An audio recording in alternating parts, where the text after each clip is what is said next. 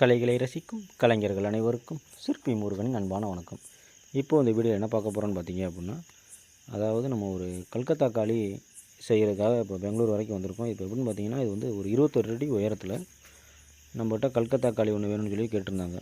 அதாவது இப்போ பின்னாடி வந்து பார்க்குறதுக்கு வீடு மாதிரி இருக்குது பார்த்தீங்களா, இது வந்து உள்ளே வந்து ஒரு காளியம்மன் கோவில் வந்து இருக்குது.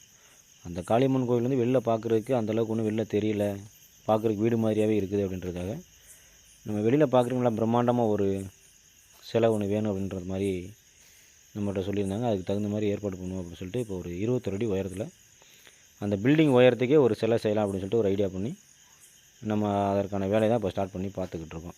இப்போ பார்த்தீங்க அப்படின்னா கீழே அந்த பேஸ் மட்டத்திலேருந்து மேலே கிரீடம் வரைக்கும் கணக்கு பண்ணால் 21 அடி உயரம் வருது கரெக்டாக. இப்போ என்னென்னு பார்த்தீங்கன்னா, ஏற்கனவே நம்ம அந்த கல்லுலாம் ஒட்டி அதுக்கான அவுட்லைன் வேலை ஃபுல்லாக கம்ப்ளீட்டாக முடிச்சாச்சு. இப்போ வந்து நம்ம அதுக்கப்புறம் கலவை எல்லாமே நம்ம மெத்தி நம்ம அவுட்லைன் ஃபுல்லாகவே எடுக்கணும். இப்போ வந்து நம்ம முகம் செய்கிறதுக்கான வேலையை நம்ம பார்த்து அதற்கான ஏற்பாடு வேலைகள் நடந்துக்கிட்டு இருக்குது. இப்போ பார்த்திங்கன்னா நம்ம ஏற்கனவே ஃபுல்லாக கல் ஃபுல்லாக ஒட்டி வச்சுருந்தோம். அது மற்றும் அதுக்கப்புறம் ஃபுல்லாக கலவை மெத்தி அந்த முகத்துக்கான வேலையை முடிச்சுட்டு இப்போ ஒவ்வொரு ஸ்டெப்பாக நம்ம சாரம் போட்டு கீழே இறக்கி வர்ற மாதிரி இருக்கும். இப்போ முகத்துக்கான வேலை முடிஞ்சு பார்த்திங்கன்னா, இப்போ அதுக்கு அடுத்து கீழே இறக்கி இடுப்பு வரைக்கும் ஒரு சாரம் போட்டு இடுப்பு வரைக்கும் மெத்த முடியும்.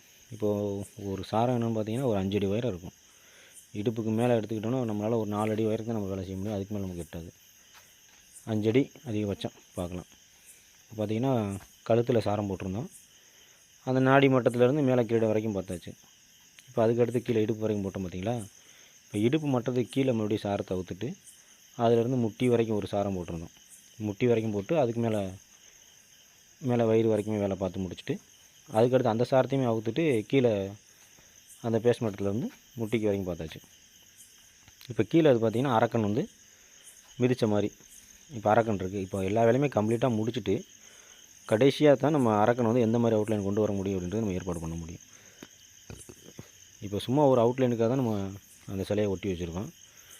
இப்போ அந்த காளி சிலை எல்லாமே கம்ப்ளீட்டாக முடிச்சுட்டு அதுக்கப்புறம் தான் நம்ம இந்த அரக்கனை என்ன பண்ணலாம் அப்படின்ற ஒரு ஐடியா பண்ணி அதில் எதுவும் ஆல்ட்ரேஷன் இருந்துச்சுன்னா அதை அரக்கனை கொஞ்சம் லேசாக சரி பண்ணிட்டு பண்ணணும். இப்போ நம்ம கை வைக்கிறதுக்கான வேலையெல்லாம் பண்ணணும். இப்போ கையெல்லாம் எப்படி பண்ணுறேன்னு பார்த்தீங்கன்னா, அந்த பின்னாடி இருக்கிற செவத்தில் வந்து ட்ரில் பண்ணி கம்பி நிப்பாட்டியாச்சு. இப்போ கம்பி நிப்பாட்டி நம்ம அந்த கம்பி நிப்பாட்டினோட விட்டு அப்படியே ஒட்டுறதுனால ஒட்டலாம். ஆனால் இருந்தாலும் நமக்கு கொஞ்சம் நல்லா ஸ்ட்ரென்த்து வேணும் அப்படின்னு பார்ட்டிக்காரன் மட்டும் கேட்டிருந்ததுனால சரி என்ன பண்ணலான்னு பார்த்தா, அதில் வந்து ஒரு ஒன்றுக்கு ஒன்று பைப்பு, இரும்பு பைப்பு, நல்லா ஹெவியான பைப்பே கிடந்தது நிறையா. சரி சும்மா தானே கிடக்கு அந்த பைப்பை வந்து நம்ம ஏற்கனவே வந்து 16 mm ராடு வந்து நம்ம அதில் வச்சுருக்கோம். கைக்கு எல்லாமே 16 mm ராடு போட்டு பெண்டு பண்ணி அதில் ஃபுல்லாக வெல்டிங் பண்ணியாச்சு. இருந்தாலும் நம்ம அந்த பைப்பெல்லாம் இருக்குது பார்த்திங்கன்னா, இந்த பைப்பெல்லாம் வைக்கும்போது இன்னும் கொஞ்சம் நல்லா ஸ்ட்ரென்த்து கிடைக்கும் அப்படின்றதுக்காக சரி இப்போ பைப்பே செட் பண்ணிடலாம் அப்படின்னு சொல்லிட்டு வெல்டிங்லாம் கூப்பிட்டு வந்து ஆள் வச்சு நம்ம எல்லாமே பக்காவாக வெல்டிங் பண்ணி அதுக்கு தகுந்த மாதிரி எல்லாமே பைப்பு ஃபுல்லாகவே மொத்தம் 10 கை வருதுல்ல, அந்த 10 கைக்குமே வந்து ஒவ்வொரு பைப்பாக கட் பண்ணி கரெக்டாக செவத்தில் ஃபிட் பண்ணி ஏற்கனவே நம்ம ராடு அடித்ததுலேயும் அந்த ராடு ட்ரில் பண்ணி அடித்தது எல்லாமே பேஸ்ட்டு போட்டு அடிச்சிருக்கோம். அதனால் ஸ்ட்ரென்த்து ரீதியாக வந்து எல்லாமே பக்காவாக பண்ணியிருக்கோம்.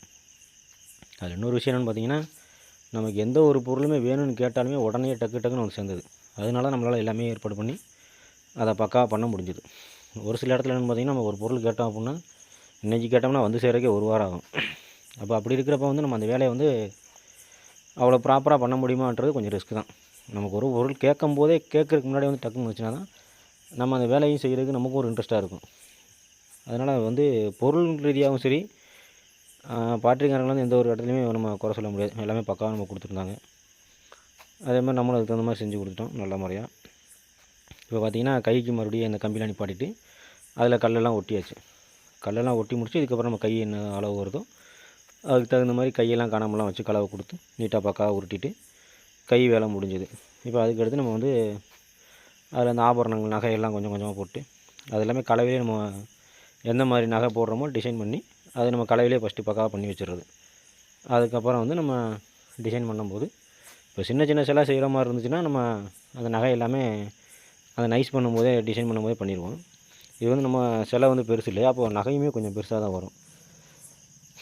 அப்போ அவ்வளோ பெரிய நகைக்கு வந்து நம்ம நைஸ்லேயே பண்ணோம் அப்படின்னா அந்தளவுக்கு ஒரு ஸ்ட்ரென்த் இருக்காது, லேசாக வெடிக்கிற மாதிரி இருக்கும். அதனால தான் கலவையிலே பண்ணிடுது. இப்போ முகத்தை பார்த்தீங்கனாலே தெரியும், நல்லா ஆக்ரோஷமாக வந்திருக்கும். அவங்க நல்லா பார்க்குறீங்களா பயங்கரமாக எங்களுக்கு வேணும் அப்படின்ற மாதிரி கேட்டிருந்தாங்க. சரி நல்ல முறையாக செஞ்சிடலாம் அப்படின்னு சொல்லிட்டு நம்ம கொஞ்சம் டைம் பார்க்காம அவங்களுடைய மனதுக்கு பிடிச்ச மாதிரி திருப்தியாக செஞ்சு கொடுத்துருவோம் அப்படின்ற மாதிரி நம்ம மெனக்கிட்டு பக்காவாக உட்காந்து நல்ல முறையாக செஞ்சுக்கிட்டு இருந்தோம். பார்த்தீங்கன்னாலே தெரியும். இப்போ வந்து நம்ம அந்த களை வைக்கிற வேலை எல்லாமே கம்ப்ளீட்டாக முடிச்சிட்டோம். இதுக்கப்புறம் வந்து நம்ம நைஸு போடுறது தான். இப்போ டிசைன் பண்ணி ஃபினிஷிங் பண்ணுற வேலை மட்டும்தான் இருக்குது. பாருங்கள் வேலை எப்படி இருக்குதுன்னு பார்த்துட்டு சொல்லுங்கள். நல்லா இருக்கான்னு கமெண்ட்டில் சொல்லுங்கள். உங்களுடைய கருத்துக்கள் வரவேற்கப்படுகிறது. இது மாதிரி வேலைகள் யாருக்கும் செய்ய வேண்டியிருந்துச்சுன்னா நம்ம நம்பருக்கு நீங்கள் கான்டாக்ட் பண்ணுங்கள்.